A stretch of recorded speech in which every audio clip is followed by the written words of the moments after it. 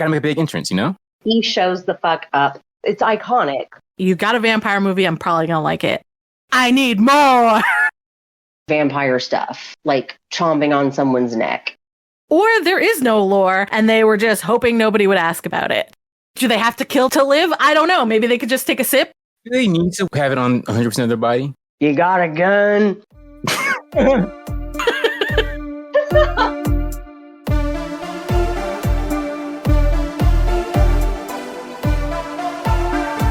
Welcome to the Yestalgia podcast. This is Basil. I'm Drew. I'm Amanda. And today we are going to be talking about Blade. For a quick synopsis before we get into it, Blade is a half-human, half-vampire whose sole mission is to rid the world of vampires in an attempt to avenge his mother's death. While hunting a vampire, Blade witnesses Karen, a hematologist, get bit, and together with fellow vamp hunter Whistler, they attempt to thwart the machinations of the ambitious and cruel vampire Deacon Frost. So that's pretty much what Blade is about. Let's find out what everyone's experience with Blade is. Does anyone want to go first? Guess I'll go first. This is, once again, my pick. I feel a lot better about it this time. I first saw this movie when I was about 11 years old, and I watch it every few years ever since then. It's a good movie, in my opinion. All right, Amanda, your experience? This movie came out in 1998. I thought I remembered this movie better than I actually did, and it turns out that I didn't. I particularly did not remember the sunscreen scene. We'll get to that later. But yeah, I saw this movie around the time that it came out. But yeah, that's about it for me. I have memories of it. They were somewhat vague. Yeah, for me, I hadn't ever sat down and seen it. Obviously, through, I think we had talked about this with another movie, Cultural Osmosis. I know about Blade, and particularly they make a lot of jokes about it in the What We Do in the Shadows show. But I believe upon watching it, I'm pretty sure Billy had been watching it one time where I was in the room, but I was engaged in something else. Because we used to have a room where our computer and our television were in the same room. So I think that's what happened because I vaguely remembered a couple things, but very specific scenes. So yeah, this time I actually have sat down and watched the movie from beginning to end. I will say it is very easy to half watch this movie, and that's not a complaint. It, like I told you guys before, I watched this, or at least the last half of it, sort of kind of in my peripheral vision. And I still feel like I got it and I enjoy it. So you didn't see the full impact of the dated CGI? No, I did. They did, yeah. Still nearly on par with a certain other movie. Oh. One that is not as old, yeah. I will say, though, one thing that kind of got on my nerves during the fight scenes were the very, very exaggerated, Foleyed in punching and kicking sounds, like the like that was a little over the top. It's a staple. Yeah, like that's something that's done constantly now, but it might be more obvious because I do find the fighting in this is a little closer to reality, right? Like if you watch a lot of fight scenes now, they're real extreme, right, in terms of what the human body could do. I mean, I know they're not human, but you know what I'm saying. This seemed more rooted in reality. So it may have been because the sounds are something that is really associated with really more extreme fight scenes that it seems more cartoony when it is closer to reality. Does that make sense? Yeah. It was the camera work for me. It was very, I'm showing you some guys throwing punches. More modern movies now, on top of CGI, very dramatic camera angles and very disorienting camera angles and many cuts. Many cuts. And the camera work for modern movies will add a bit of dishonesty to it that makes you sort of suspend your disbelief. Mm-hmm. Yeah. This movie was more like, I'm showing you the choreographed fight. Yeah. And so therefore the whole like, that kind of thing was obvious. The sound effects and everything might have been at least partially intentional because this is one of the first comic book movies. Yeah. So they were kind of go for the comic book feel, the pows and bams and everything. Wow. I will say, when I looked it up, Blade was actually a very different character, and the movie itself actually influenced, which I thought was very interesting, the actual comic character. Because he was like a little more like a regular guy, I guess, before this film, and they really pumped up the comic-iness, I think, of it. And particularly for comics of that time period, where they were following in a very different style, like especially in the way they did like fighting and things like that. That opening sequence is iconic. Dramatic. It's also iconic. If you remember nothing about that movie, you remember the opening sequence where some poor ass schmo gets lured into the vampire party, and then all of a sudden it's like blood rain or whatever the hell the DJ said. Bloodbath, thank you. That scene is, I'm sorry, it's kind of exquisite. It's art. What a great scene to start this vampire slaying movie. Seems like a scene that should go at the end of a movie or towards the end of a movie. Like in the climax. Yeah, they were just like, hey, guess what? Yeah.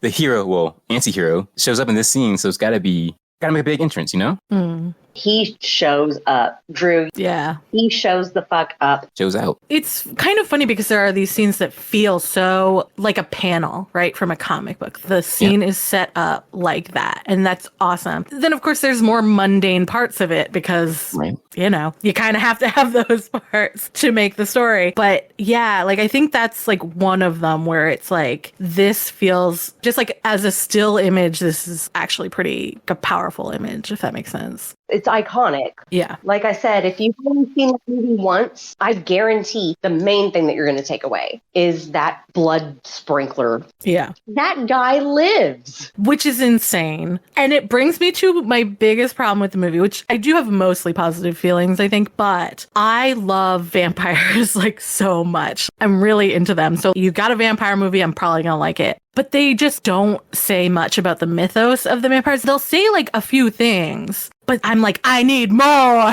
Please tell me more about the mythos of these vampires. How do you kill them? Is it only the stakes? I still am not sure. It doesn't seem like it. What's in the guns? I actually thought it did a decent job at that. Blade kind of explains to Karen that a lot of things that you've seen in movies are just bull. Yeah, but there are some things that are true and some things that aren't. You know what I mean? Because like there's this pile of knowledge and everybody makes a vampire their own, right? And they take from that and they leave things and maybe they even add new things, right? So I guess in a vampire movie, I want you to explore that as much as possible because I constantly want to know. I know that's insane. I realize that. But there was like a few things where I was like, so one of the things I think I was most curious about was, are these vampires cruel because they're cruel? Or are they cruel because there's a certain animism that specifically comes along with being a vampire? Are they cruel because they have a need that has to be met? And the way that that need is met is through horrible means. Because that's another thing, too. You can have people doing horrible things with justification, and they weren't. You could have very well had a society of vampires that was like, look, we've got to feed on these folks. How do we do it legitimately? I'm talking out of my ass now. But they were just cruel in general. They would laugh at things that were torturous or would do things that were like maiming. And is that implication? Because it's hard to tell because we're mostly seeing Deacon and his crowd. So is this like a culture that they've built specifically within their kind of little vampire clan there? Or is it something that happens to you? Like you lose so much of your humanity when you turn into a vampire that you become kind of evil. Yeah, no, they do not explain. And I always want to know that. It seems the ones who are born vampires are they're calmer, less prone to acts of horrific violence. They just want to live and thrive in lots of different ways. But Deacon, being the one who was turned into a vampire, he wants to be better than everyone and all that stuff. Yeah. But I think the rest of the council, if you will, are more just happy to be in the shadows and do their stuff from the shadows. That's interesting. The ones that were on the council were sort of, not entirely, but were leaning toward sort of what I said, where they were like, hey, we have needs, stop drawing attention to us. Yeah. But the ones that were turned into vampires were like, let's lean into this full fucking bore. Yeah, Deacon, his crew. Yeah. But is that something that has been encouraged by Deacon as the head? Is that a cultural thing that these people are like hanging out because they are like this? And the thing about the Vampire Council is we only see them interacting with each other, like with other vampires. We don't see the way they see human beings at all. So maybe they are with humans just as cruel and malicious, but they're just a lot less obvious about it. Maybe. I do think the whole line of Dragonetti, he did say to Frost, he was like, cut it out. You're screwing up our system. So they are obviously acting with discretion, typically. So I want to believe that maybe they're just lurking in the shadows and biting people's necks and not turning randos into vampires. And so I mostly noticed this on my second watching through, that it seems like they are some sort of group of vampires that have grouped themselves together because they call themselves the House of Erebus, and it has to do with like the vampire Bible, the Book of Erebus, right? So there is an implication there. Maybe I'm reading more into it than is there, but that not all vampires even follow the thoughts of these particular ones either. Maybe. We do see scenes towards the end of the movie where, and this is after, you guys say her name is Karen. Yes. Swear to God, I heard her name was Dawn. Karen was told they're everywhere. You just haven't noticed them. And then she starts noticing them everywhere. And then we, as the audience, start noticing them everywhere, where they're like around the corner of darkened alleys now, biting the necks of people. That has to do with the fact that there were now vampires looking for her, too. That there are more vampires that she notices because there was one scene where it was like the vampires weren't actively looking for her, actively doing vampire stuff, like chomping on someone's neck. And that kind of thing. So yeah, I almost sort of, if I think about it too much, I want to say that this vampire high council sort of had like a system going. This is totally me reading into this movie that absolutely does not care to be read into. So I don't know. I think maybe it's a rebellion against authority thing. Like they do berate Frost for being a created vampire. Yeah. Kind of basically a kid who's tired of being picked on and wants to be recognized as a big guy. So he wants to do all these big things. And he's also drunk with power, knowing how much more powerful they are than humans. So he just goes around doing whatever he wants, basically. Here's the biggest question that I had about this movie, and it totally could have been explained. So please, why were they keeping Frost alive again? Like, why didn't anyone just snuff him out? Well, and I'm wondering if they wanted us to assume it was the bureaucracy that's going on with this whole council thing, right? Like they have all these rules, and so to even get rid of him, it would take. But again, this is me reading into stuff that I don't think there are very effective pieces of evidence for. Okay, good, because you have to be more powerful than him. You have to be. But you're kind of like letting him be a spoiled toddler throwing a tantrum. I wonder if like a part of that has to do with the followers or something, like not wanting to, because that's the other thing. Do the council live in the same area, or are these people from all over the world? I don't know. That was quite a diverse group of vampire council folks. So I'm going to say that they were like the UN of vampires. Yeah. Well, and I wonder if that's part of why he's getting away with things. They may not know about some of it. And Dragonetti is just kind of not dealing with it the way he should. Because Dragonetti, I would have sliced that guy's throat immediately. Yeah. But again, we don't know how this works because we're not really given that information. That was my whole thing. There's like clearly lore here, right? That they're building on, but they're not telling the audience. Or there is no lore and they were just hoping nobody would ask about it. I don't know. The second thing you said rings true for this movie, especially when we go into Karen's work of, she's a hematologist, which, wow, lucky coincidence, everyone. She's like, I can't remember the specifics of what she says, but when she's explaining how these medications work against vampire blood, smart me, like super smart me, was like, I want to think about that for a minute because that doesn't sound right. But I turned it off So yeah, I do think that this movie asks you, please don't give a shit about every single thing that we're saying, which is very typical of the time period. Yeah, we did do a lot of exposition, and people hate this. People hate you're supposed to show and not tell. No, girl, I got ADHD. Just fucking tell me in 5 seconds. And this movie did that. They were like, so this is how vampires work. This is how they don't work. Yeah. This is how I found Blade. Thank you for just fucking telling me. Usually the case in vampire movies, they have someone who is a non-vampire. Therefore, they can do an exposition. So we are actually the, non-vampire. That's not the case for every vampire movie, obviously, depending on what they're actually trying to explore with vampires. To be fair, I don't think that vampirism is symbolism in this movie like it can be. No.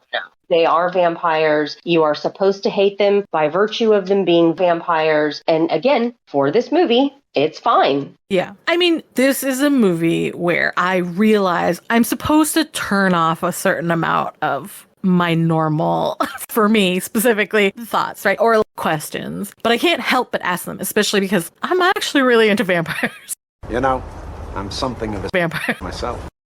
Hey, that's why we're here. I had the exact, I'm not into vampires that much, but I felt the same way. I was like, oh, I get it. You're asking me to suspend my disbelief. You want me to. But for my podcast, I'm still going to ask the question. I'm always going to bring up costuming kind of things. This is technically not costuming, but during the time of the 90s, tribal tattoos were very popular, right? And now they're kind of considered passé. But I think his really work, actually, because they follow anatomy. Do you know what I mean? Like, particularly around the clavicle and the back parts. And so they don't look like, oh, that is outdated, which I do appreciate a lot because I'm also into tattoos.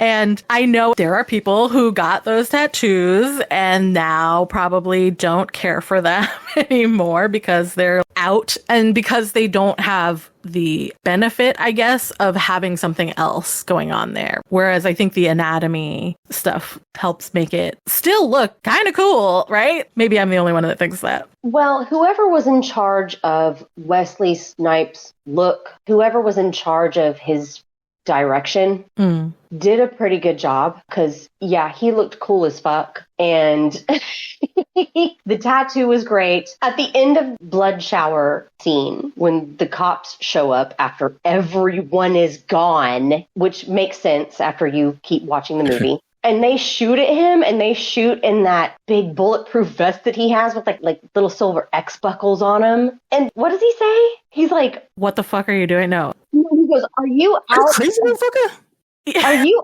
out of your damn mind?" Yeah, something like that. It was the perfect response. It made me laugh. It felt true.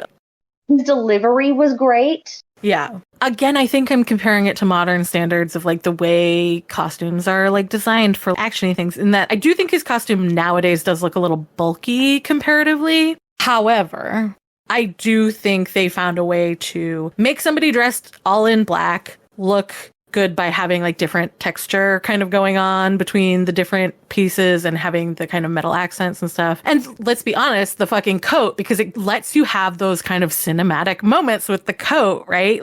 There's a scene right when he leaves the club. He's climbing out somewhere from below, and then he's walking down the street, and this movie's so blue, but it works in this scene where he's going down the middle of the street. He's silhouetted. His coat is flapping in the wind, and it's this is a great image, and it is very, very much like a comic panel. Iconic. Yeah.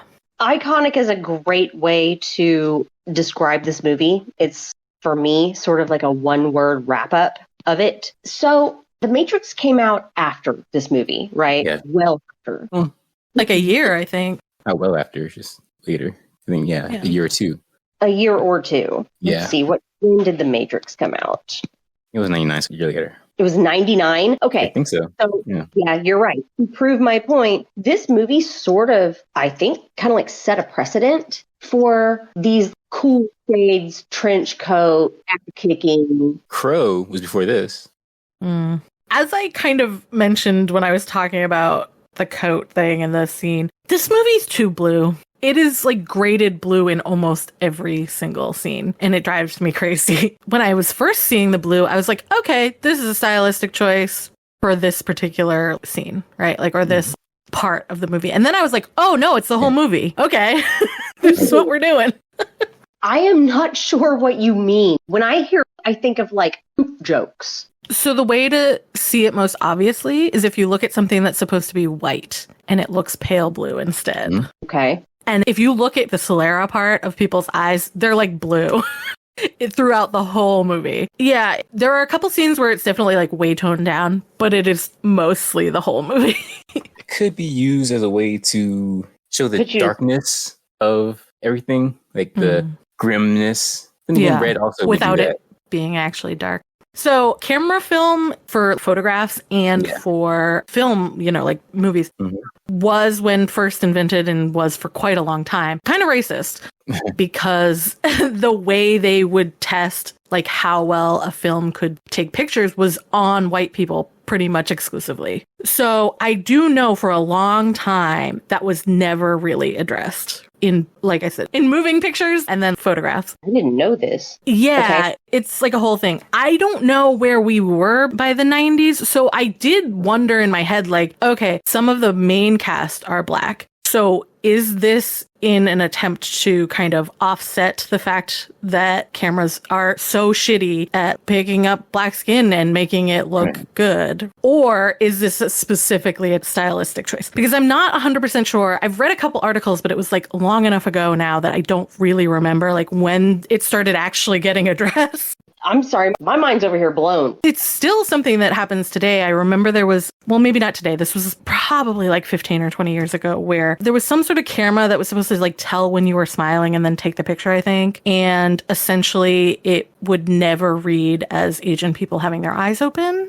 Oh. So it was being a racist piece of shit. But that's the thing. It's like, it's when you are a developer of something, it is the people who are creating its biases that go into it. And that's kind of what happened in film for quite a while. But what you were saying is that perhaps, and I'm not saying this happened, maybe, possibly, the blue filter was used to make Wesley appear more better. Better lighted, essentially, or better like lit, you know. Better capture him. Yeah. He did. Yeah. He looks great. Because he looks great. Yeah. He looks so good in this movie. Honestly, there's some real hotties in this movie. Yeah. When she said, I can't remember if she called him Blade or she called him Eric, but when she was like, I want you to drink my blood, I was like, girl, me too. On my second watching, I was like, do they have a romantic subplot? I think they kind of don't, though, because they don't kiss, do they? No! The mom gets closer to kissing him than Ellen does. Yeah. Well, I mean, I don't mind that. I don't think there has to be, you know. I love that about this movie. Yeah. And they don't have romantic beats really up until that point either. So it would be like such a cop-out if they did get together at the end. Do you know what I mean? I am grateful to this movie because of that. She was just like, they brought her on. They were like, hi, we're helping you. Now get the fuck out. And also, KYS, in case you need to. And she was like, no. I'm sorry. I'm in control of my shit, and you guys are going to see this through. And she sticks on them like glue, and there is no romantic subtext. Absolutely none. Like, and there's like curiosity about Blade on her part, which, you know, you could skew it so that it ends up being romantic, but it doesn't. Yeah, I do think that's not a bad thing. It's a breath of fresh fucking air. Thank you, Blade, 1998.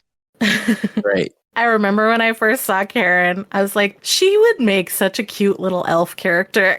She's so cute. But then she plays like more of a, I don't know, fierce type of character. That's great. But yeah, she's adorable. Also, it's so funny because the other doctor, where clearly they had dated previously. Don't you want to give us a chance? Which, what an annoying piece of shit. She should have stabbed him in the dick. But he looks almost exactly like this TikToker that I watched. It was so weird. because it can't possibly be the same person because the person's way too young, right? But oh my God, they look like they could be brothers. Is it Germa? No, it's Little Victorian Boy.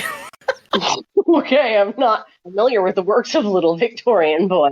He's very funny. He'll usually start a story that starts out normal and then just gets increasingly more insane, basically. Like, and they're fake, and they're very obviously fake. That's like kind of his thing. But he looks exactly like him, I swear. Yeah, when he got killed by the... That's so funny. Mm-hmm. She said it's over, and that's when the vampire woke up and killed him. It really is over. Definitely over. Yeah, I was just like, thank you, vampire. Yeah, it was a young Donald Logue. I was like applauding. However, I will say, I was annoyed by the end of the movie because the people that got chosen to become vampires was more premeditated than it should have been. So that guy should have died. The annoying X, he should have just been meat. But they kept him alive for narrative purposes. And it wasn't good enough for me. I'm like, why? Almost as if they knew they were in a movie. Exactly, yes. Same thing with the mom. Why did you keep the mom alive? I don't know. Like, that's the thing. Like, it could have been something so much more impactful. Right? But it wasn't. That's a thing in the actual story of Blade. Yeah, but they changed so much. You know, you don't really have to keep those things if they don't serve your story. What was the thing in the story of Blade? That his mom's alive and a vampire. Okay. Like, turns out kind of thing. Yeah. So, here's the thing. If it were me, I would have had the mom doing the long con. Keep the mom alive, that's fine. But she's doing the long con. Yeah. That was one of the things that I forgot. One of the many, many things that I forgot about this movie was that, number one, the mom, quote unquote, lived, and that she full blown betrayed her son and like set him up for serious bodily harm. I was hating that every single minute. I hated the betrayal. I was wishing, I was like, please, because at this point I had no right. I was like, please, mom, help him. Betray Frost. Would you have felt better if it swung the other direction, where she was like real evil instead? Like, turns out it wasn't Frost doing all this, it was her. Ooh, that's good too. Like, that'd be kind of cool. Yeah, I'm okay with that, but she would have to be a boss ass bitch. My thought would be like, she would be kind of working in the shadows, right? Like, Deacon's actually kind of the face more. She would have to be a member of the Vampire Tribunal, okay? And I don't know how she got there. That's not my job. But she would have had to have been working with Frost to be like, yeah, let's take these guys down. They're not in alignment with my vision of the future where vampires are just slurping on all the people all the time. And I need you to help me actualize this. I would, yes. To answer your question, yes, I would have loved that. I didn't like that she was sort of... in-betweeny. The mom was more heavily sexualized, and that weirded me out. I mean, the women in general, outside of Karen, I would say, and even occasionally Karen, but mostly not. They're pretty heavily sexualized in general. I just mean in, like, respect to Blade himself. Oh, yeah, for sure. Because that gets creepy and weird. And I was worried at the beginning because he saw Karen get bit and then they show like a flash of his mom, right? And so it was like, oh, does it make him think of his mom? And that's why he saves her? Yeah, okay, that seems to be what's going on. And then I was like, God, I hope this doesn't turn romantic. That would be so fucking gross. Right? But then they have like kind of a weird sexual tension. Maybe it was just the actors that like kind of had something going on, like some sort of chemistry, not necessarily actually something going on, but like a chemistry. But you guys saw the same movie, right? Yes. Mom put lips on Blade's lips. I don't remember that. Oh my God, I don't remember that at all. Oh, girl. Drew, back me up. I don't remember that either. Fuck you guys. Okay, hold on. I might not remember because... So I watched this twice, and the second time I didn't finish it. I just got kind of sleepy. Like, I was tired at the time, so I was like, I can't keep watching. I will not be able to pay attention. So the first time I watched it was a recording of it on the Sci-Fi Channel. So there definitely were probably things cut out, and it definitely was like bleeped and stuff. See the mom Blade kiss. So and then the second time I watched it on a different thing that didn't have the cuts, I could tell because there was a couple scenes where I was like, I don't remember this, or certain scenes like went on longer or whatever. So yeah, that might have happened, and it just wasn't in the Sci-Fi one. It was like one of the parts they cut out because, like I said, I didn't get to the end on the second watch. Hang on. Okay. I will let you guys in on this, and I am not fucking around when I tell you this. She backs Blade up against the device, basically the Iron Maiden. Yeah, I remember that. Okay. And then she puts her lips on his lips while she says, "Aren't you thirsty? Don't you fucking want it?" And shit like that. Y'all. Did you imagine this? Oh my God. No. No, I did not imagine this because the whole time I was like, oh, I'm not. Okay. I am all about like media is media.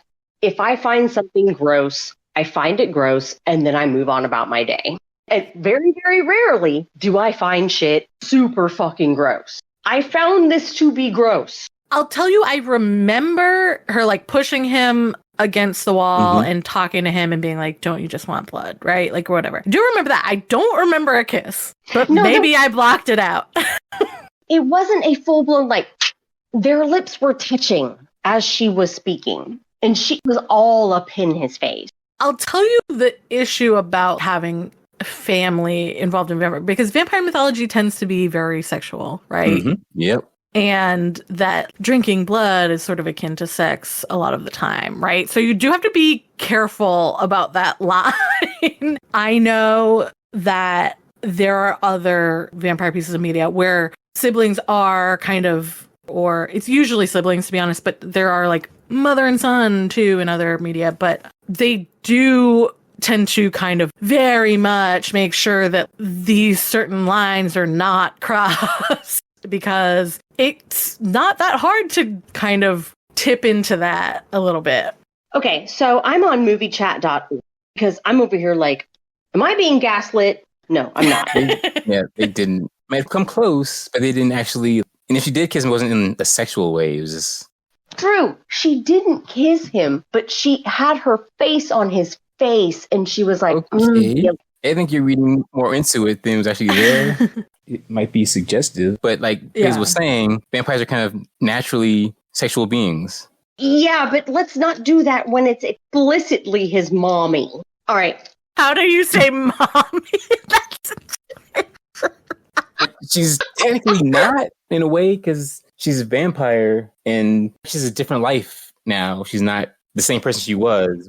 They have shared DNA either way. Yeah. To your credit, this person says the title of this discussion is Sexual Tension Between Blade and His Mother, posted 4 years ago by some guy. I always thought their scenes were quite weird. It wasn't a mother/son vibe, more like an old flame. The casting was a little off too. He looks older than her. Okay, well, we know why that is. And someone's because he literally is older than her. Yeah, he died when she was younger than he is. Right. Someone says she flat out tells him that she isn't his mother anymore. Now, whether she was really trying to seduce him or just trying to get him off guard to get the advantage is up for debate. So I'm not the only person. Someone says Blade has undertones of psychology, and in this they tried to play off Greek tragedies. Oh God, I think, wow, we're getting way off. I will say that I think that there's a certain amount of crossover between someone acting predatory and someone acting sexual. Does that make sense? Right, like an intimidation. Yes. And so I wonder if that's where it comes from. Like, and maybe it's just the way, you know, the actress chose to do it comes off as sexual, but it is intentionally being meant to be more predatory, if that makes sense. I can intimidate my daughter. I don't choose to, but I could. But this is also not supposed to be that. The kind of intimidation it is supposed to be this subtler and smoother and more manipulative. Dramatic, I get it. I just wanted it to be more like, Blade, are you going to get in the Iron Maiden, or do you need me to get you in? Go ahead, you choose. You choose, honey. That's what I want. Oh, shit. Forget about it. Don't think you are completely unfounded. Don't get me wrong. Like, I'm not saying I didn't see what you're saying. I'm just saying, like, for me, I interpreted it differently. Yeah. And I get why it does appear that way. And I'm not saying it doesn't either, because I do think, now that you're bringing it up, it does kind of have some of those sort of vibes. I'm going to give you a video clip tomorrow. Oh my God. And you guys are going to be like, you guys better get on, like, we're going to pull up Craig Bear for your apologies. Okay. We'll put it at the end of the episode. Or no, like, have like a little break that's like, by the way, Amanda was completely right. The mom was horn dogging on Blade. Also, y'all, the whole mom reveal scene where they like lifted this little like cover off of her, this little like barrier off of her, and there she is all done up and looking cute as fuck. And that's for us, honestly. Oh. At first, I thought she was Karen, and I was like, "Why do they have Karen so done up?" And then I was like, "Oh, it's the mom." I honestly couldn't tell who it was at first at all. Because it gives you romantic vibes, right? Like, no, wait, are you talking about when? Okay, again, because I watched it the second time. When it's the bed and she comes out and like touches Frost's shoulders, or are you talking about after that? I'm talking about where Blade walks into this room where it's okay. And gotcha. Yeah, this like little like silver dinner cover lifts off of his mom, and the movie is like, ain't this a snap? So I will say, by that point, I had figured out his mom probably was alive. I just was like, why didn't they show that lady's face and just showed her arms hugging Frost? What's up with that?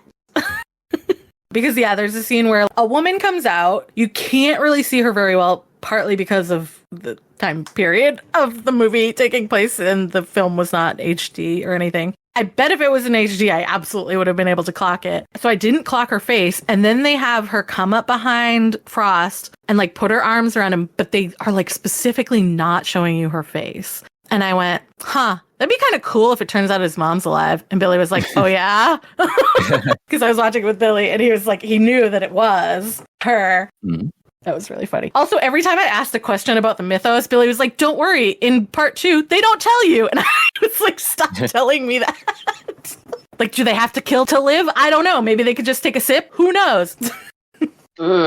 One thing was really funny. There was that girl who was always wearing white. And I kept being like, stop wearing white. What are you doing?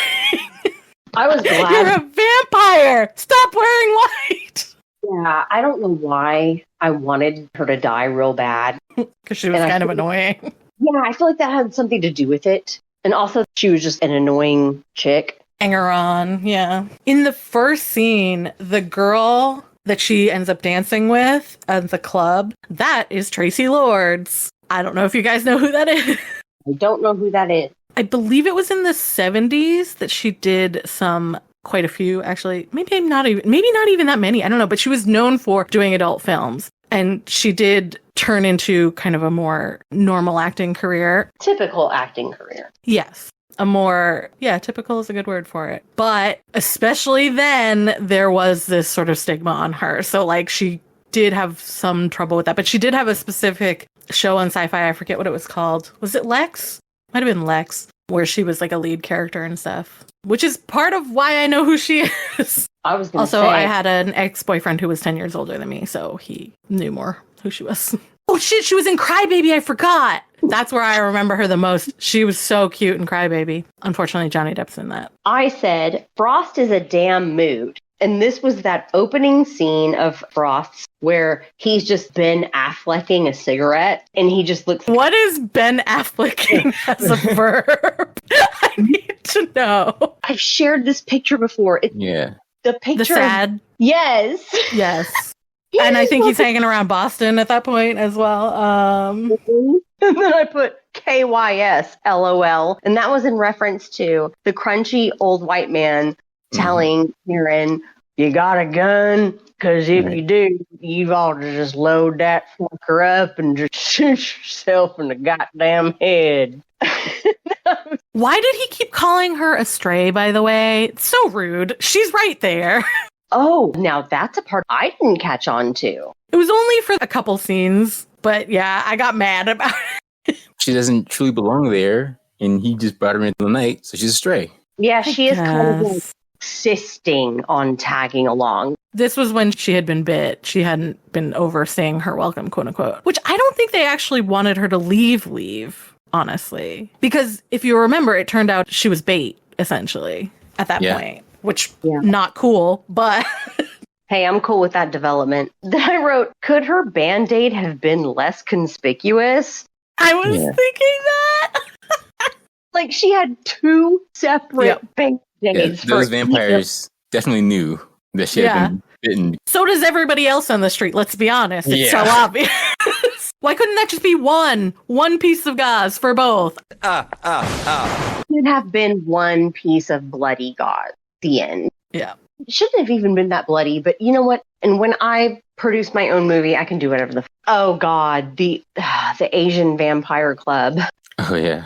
Were they vampires? I couldn't quite tell. I mean, I assume, but because it was on the upper part, right, of the building. So maybe they weren't actually vampires. Maybe they were familiars, or even some of them maybe didn't know. They were all a bunch of pretty aged Asian guys that were smoking cigarettes and listening to a really interesting musical number by some super young looking Asian girls. Anyways, but did he seriously say chotomate? I think he did. What does that mean?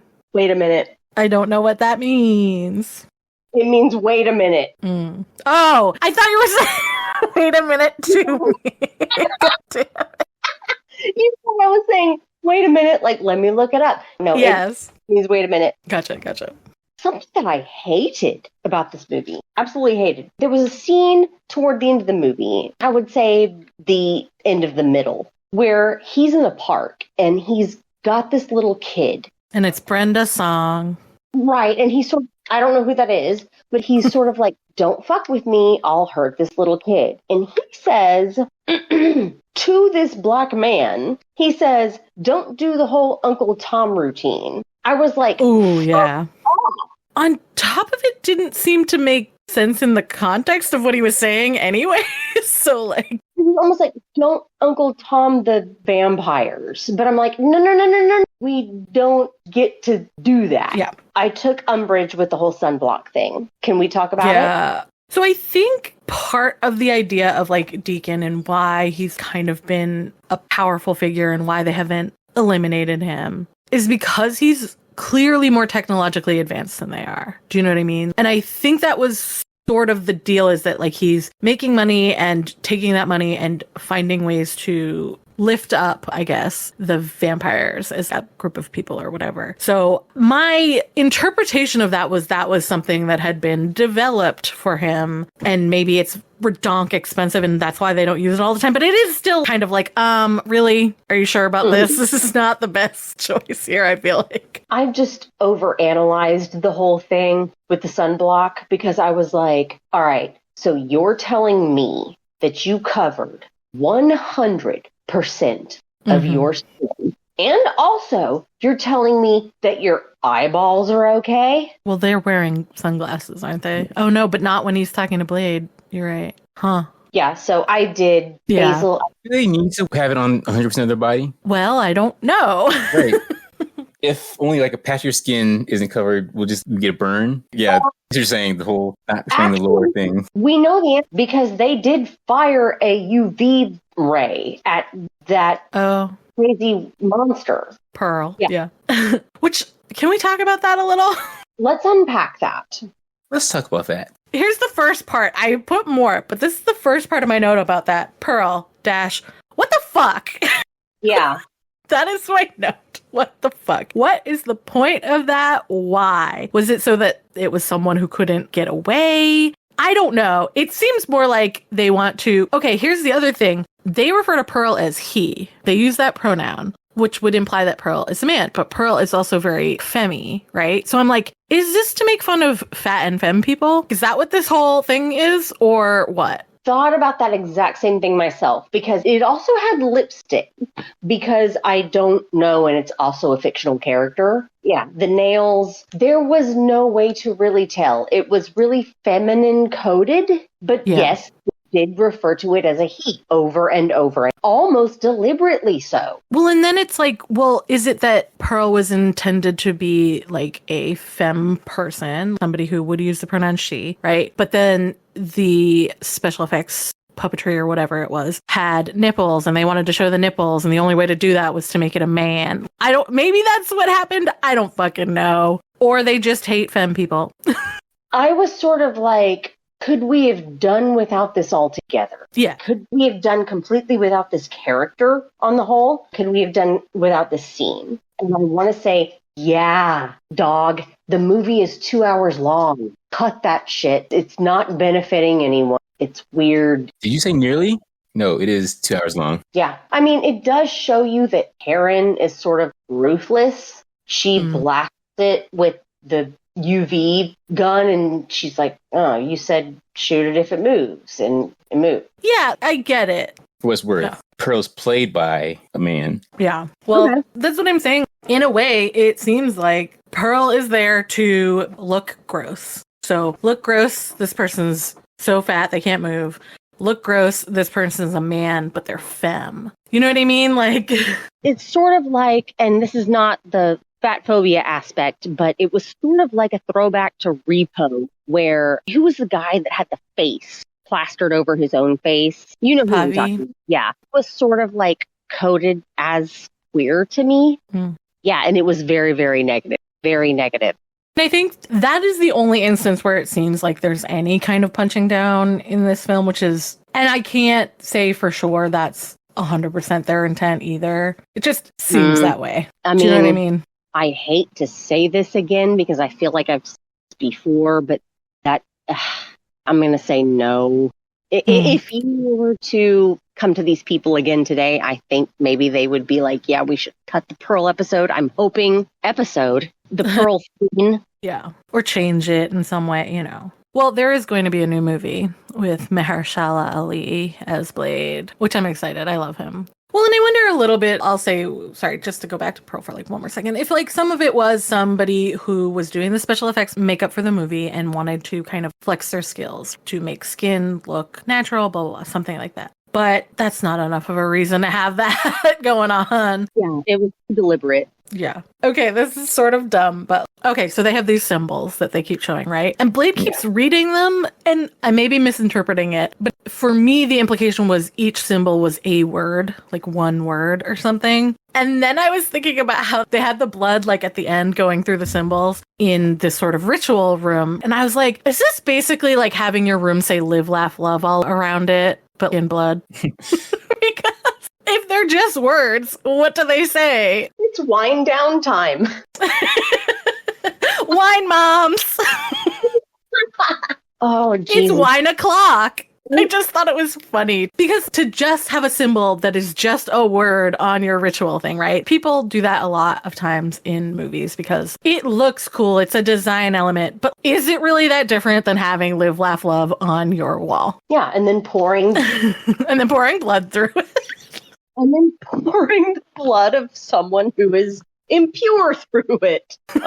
Oh, God. Yeah. There was a lot of fast cutting, I found. And I think that's like very common in movies. I don't know how common it was at the time, but I know it's something that's pretty heavily criticized in action movies nowadays. What do you mean by fast cutting? Mainly with a choreograph, right? You cut to one scene and then quickly cut to another. You know what I mean? Rather than, and I do think there is less of that than there maybe is nowadays. But there was during fights a lot of things like cutting to another part of the scene or like another angle. That's more what I mean. So I wasn't sure, again, the first time I watched it, it was an edited one, like a censored one, because it was on Sci-Fi. And I couldn't tell if things were happening sometimes because Sci-Fi was doing things for time. But there was this scene where like there's these cuts of different parts of the city and things are like sped up and then suddenly they're at a new place kind of thing. So there was like several things that would do that throughout the film. And I know that particularly in choreography, the cutting away to a new angle is considered passé or bad camera work, or your choreography sucks and the people doing it couldn't do it. That's why you had to cut, kind of thing. And I do think it's interesting to see it here, because is that what's happening or is it not? I don't know. So this all goes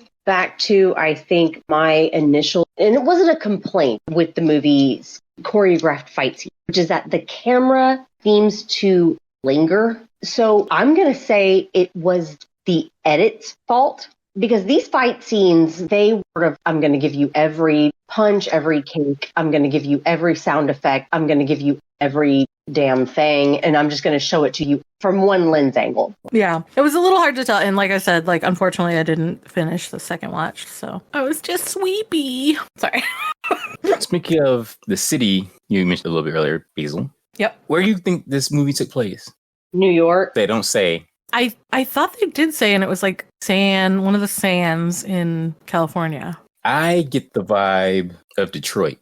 Is there a beach on? Because we have to consider the fact that they did take the man to a beach in order to kill him with the sunrise. Well, I did look it up, and it's Los Angeles. Yeah, they say begins at a Los Angeles nightclub, but Ooh, I was way But off. that doesn't mean that it's the Right. whole movie necessarily, but it is very likely LA. I mean, partly when you think about some of the sets, if that makes sense, do look kind of, again, I'm not super familiar with LA or California, but when I'm thinking about sets that people use a lot of times in movies from those areas, they kind of seem similar to what they had going on here. Maybe I'm wrong. It was hard though, because let's be honest, a lot of this movie takes place at night because the color grading makes everything blue. It does make things a little bit difficult, and they never outright say where they are at any given time. So it makes sense. I do think it was weird, actually, because the whole movie takes place in one place, and it seems like Deacon Frost is pretty well entrenched in this one place. There's a part where Whistler says, the vampires move around and we follow their migration patterns, basically. And I'm like, really? I get no sense of that in this film, that any of these vampires are moving around to different places. Yeah, they seem to be very familiar and established. Also, I like that he called the vampires Hominis Nocturna. I just thought it was funny, like, for a name for them. For, like, the race of vampires, basically. They also called the henchmen homunculus. No, they called them Yeah, familiar. Yeah. I mean, I've seen that in other places. I never know what influences what, 'cause I'm not sure, like, who did it first a lot of times, but that's kind of a common thing. But maybe it's all started here, calling them familiars. A lot of references I know about Blade are from What We Do in the Shadows. So, you know, the television show, not the film. I was going to say I've only seen the movie. Well, because the film takes place in New Zealand, so it's not going to be quite the same. But yeah, well, no, they have familiars in the New Zealand film too, because I remember they talk about it with the guy that's like very old, and he's like, "When are you going to turn me?"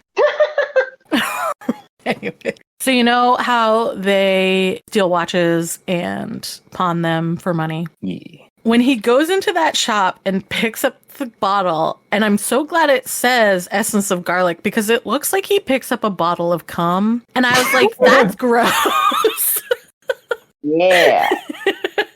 And then I was like, oh, glad it says essence of garlic, because that looks like he just had a big old bottle of jizz in his hand. Oh my God. I just thought it was so funny when I saw it. I do think what's also something I thought was kind of interesting. The UV light is humongous, and it's clunky, and it's clearly being developed. And it's something that's so accessible now. You can buy one for like $5, like a little tiny lamp. Is that the thing that Blade is like, it's heavy, and the crunchy old white guy is like, well, you're a big guy. Yeah.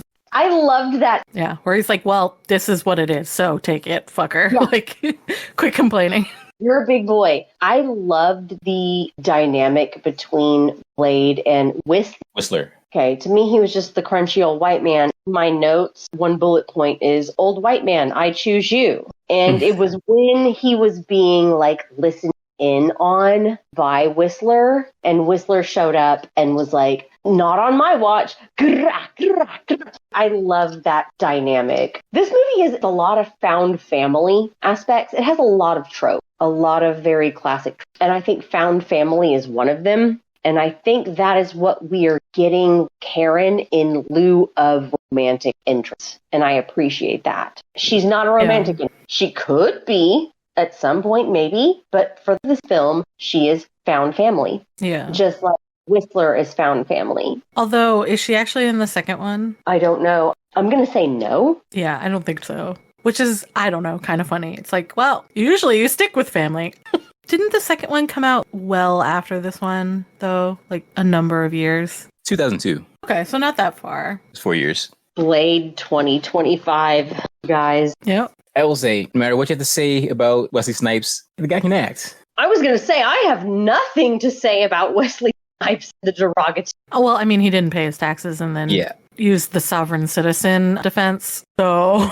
And apparently he's very difficult on set. What? I have heard that. But is that racism? I always have to wonder about that. But I mean, they also say that about Edward Norton, so... Oh, okay. Well, I know, but like there does come the element of some people are racist and, you know, perceive Black people as being more difficult than they actually are, you know? So I do wonder a little bit about that. Because, I don't know, I was watching something kind of recently about the woman who played Aunt Viv in Fresh Prince, the first Aunt Viv, and how Will Smith had kind of said she was difficult. And because of that, even though they didn't get along, like she understood that by saying that he kind of gave her a black mark because she was already a darker skinned Black woman trying to act, which was kind of difficult at the time. And to label her as difficult, you know, meant that she was going to be perceived that way. And because of her race in the first place, she was already often perceived that way. I always, when someone says a person of color is difficult, I'm always like, okay, but are you being a fucking racist and don't think you are? And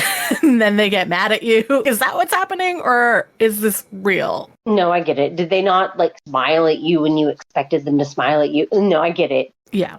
Hang on. I need to go back to the whole, what the hell was this Wesley Snipes tax thing? Jail for it? He did. What? So I think it was 2008 when he got charged. It was around then. Yeah. Where he basically hadn't paid his taxes for the past couple years, I think, before that. So the IRS, I guess, took him to court and he basically pled that he was a sovereign citizen. You know about sovereign citizens, right? No. Okay, sovereign citizenry is for people who basically don't want to pay their taxes. So they say, well, I'm not a citizen of the United States, so I don't have to pay taxes to the United States. And sometimes they will... There's this very interesting documentary about this group that got into cryptocurrency, and they went down to a South American country, of which I cannot recall which one it was, and they got in trouble with the locals. It's a whole thing. So basically he was like, well, I don't recognize myself as a citizen of the United States, so I don't have to pay taxes to the United States. And that was his defense. And they made him go to jail. I think it was only like a year and a half, maybe 2 years. Yeah, at the time, Marvel was looking at him to reprise his role in the reboot of Blade, but jail. He can't play the role from prison. Yeah, that's true. Fucking A, Drew. Yeah, it's fair. Fair point. I did read too, actually, speaking of Wesley, that the director only sent the script to him. He was like, he's Blade, the end. I guess the studio had, you know, like a few people in mind, and he was like, nah, it's Wesley. Right. This is him. He is a good actor, especially when you see him in this, right? Like, this is a stoic character. You don't see a lot of their inner life, you know what I mean? Because they don't say it to other people. And then to play a drag queen / trans person, they never really say that, but in Tu Wong Fu, and they're just so like wildly different. and like, yeah, I think he's great. Let's gush on Wesley. Like, taxes be damned for just a second. Let's gush on Wesley in this movie. He was the Blade as Hugh Jackman is the Wolverine. Yep. Yep. I would agree. That's like the perfect analogy. Yep, that is perfect. And also think about it like this. A Batman movie. You've got Batman. He is stoic as shit. He is just like, fuck you, I'm Batman, whatever. Here we have this stoic character. Also kind of sort of having fun a bit. The scene where he grabs his sunglasses out of midair. This movie was like, he's good, he's fun. He grabbed his sunglasses out of midair. The whole, are you out of your damn mind? Mm-hmm. There was another scene where he cut Frost in half, and he did that whole thing where cool guys don't look at explosions. They turn around and they just walk away. Yeah. Turn around and they walk away. He did turn around. He walked away and then he turned around and he mouthed the words, the fuck. Yeah, that was so funny. I wonder if that was to get around like an MPAA rating, because you can only say so many until it like changes your rating. I don't know what the rating for this was actually. It had to have been R. They did say the fuck word several times. Mm-hmm. Mm. But yeah, he was great for this role. Drew, you said it best. He is Blade. And now Ryan Reynolds to Deadpool. Hey, if we go to Blade 3... Yep. Which, it's funny, but yeah, he's cool. And I feel dumb saying that. He's fun. He's cool. Yes. Yeah. I was that kid. I want to be Spider-Man. I want to be Wolverine. And I want to be Blade. Yeah. Because of his portrayal. Yeah. No shame, no hate. All in all, this was a great movie. So, is it a Yestalgia or nostalgia? I think for me, it's like a soft Yestalgia, because like I do think that this is a fun movie, and if you go into that thinking like this is just sort of campy fun, you're gonna like it. But for some people, that's not something they're interested in. Do you know what I'm saying? I don't think that this movie is for everybody. If you're somebody who does not want to turn things off in your brain and ask a million questions, it might not be that fun for you. But generally speaking, I think it's good. Like, for the most part, it does have its problems, right? We talked about them this whole time. But for the most part, it's fun and kind of campy and enjoyable. Soft Yestalgia for me. I'm going to go next, Drew, because this is your movie. I will say, Basil, I love it for the same reason that you are like, eh. I loved the fact that it explained everything to me, kind of, sort of. I loved all of the exposition that I was fed. Thank you, says my ADHD. Wesley Snipes is beautiful. That to me is a positive. The male-female relationship is absolutely, I didn't think about this. I'm glad we talked about this, because this didn't occur to me when I watched the movie. The male lead, female lead dynamic was not really romantic. And now that we've talked about it, I'm like, yeah, I see it. This was fun. It was really cool. I'm going to give it a hard Yestalgia. All right. I'm pretty sure that you two and anyone who's listening to this already knows what my answer is. And it's our first comic book movie, so it has to be. This movie was good. When I first saw it, it's been good pretty much every time I've seen it. And I'm pretty sure it will still be good, at least to me, for all the next viewings I have. Mm-hmm. Like I said, Blade was one of my heroes, superheroes. You know, I don't really like to go racial and everything, but as one of the only black heroes, he was definitely my guy. And I really like this movie. And I also am kind of a vampire guy, Basil. Yeah. This one is great. And so definitely also hard Yestalgia. Yeah. So yeah, overall, pretty much a Yestalgia. Mm-hmm. Does anyone have any nostalgia they would like to share? Sure. I haven't actually been watching it very recently, but since we're in the realm of vampires and everything, I'll say about a month or two ago, I was watching anime style, not quite actual anime because, you know, country origin and everything, but Castlevania on Netflix. Ooh, girl. Billy was talking about that recently too, because I think he was watching it as well. If you know, you know. It's good stuff. Yeah. And I guess I would do a non-anime, since that's kind of what I've been trying to do. You know what? Another vampire thing. I'm late to the party, but I watched Renfield. I still haven't seen that. Yeah. I haven't either. I've Is that been with meaning Nicolas to. Cage? Yep. Nicolas Cage as Dracula. And Nicholas Hoult. They're both Nick. Right. And has Awkwafina as the female lead. Oh, I like her.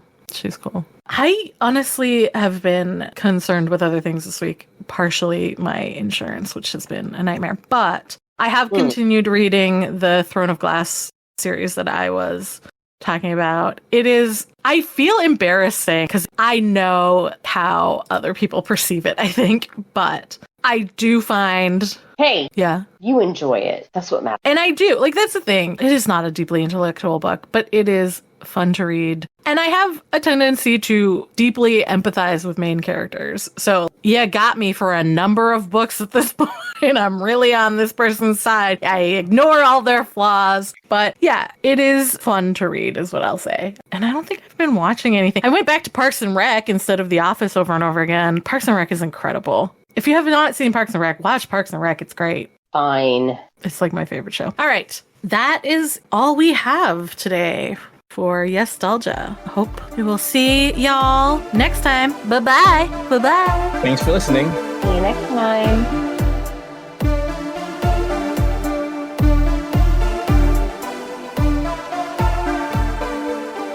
You have the ring. And I see your Schwartz is as big as mine. Now let's see how well you handle it.